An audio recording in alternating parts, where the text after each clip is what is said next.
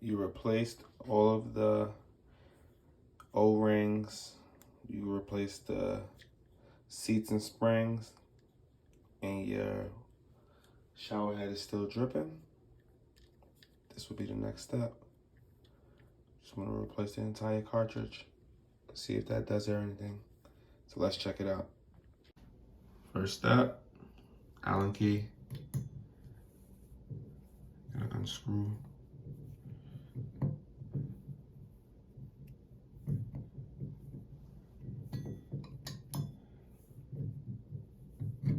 Take that off. Slide that off.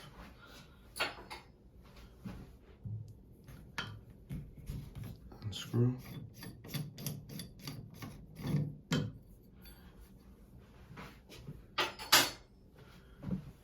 Take this, pull this whole piece out, and then we're just going to swap it with the new piece. Get the new piece. So now you're going to look on here because it'll tell you hot water, it'll tell you cold water. So you want to make sure that pay attention to that. See, it says hotter, colder. So it should go in this way. Push that in. There we go. Now that it's in, you take your ring, tighten it, sleeve, top.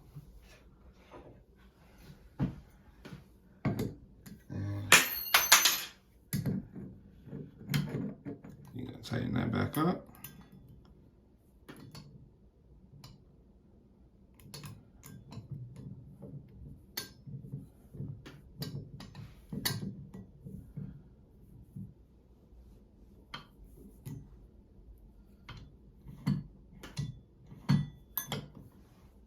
Turn the water back on. Water's back on.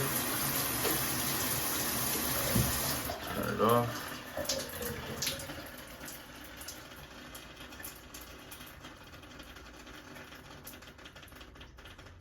And we should be good. We're gonna give it about 5 minutes, and then we're gonna come back and see what's going on. And look, we're good. No more dripping. So what I did was, the first step I took was I replaced the seats and springs, and it still had a little leak. So then after that, I replaced the O-rings, still had a leak.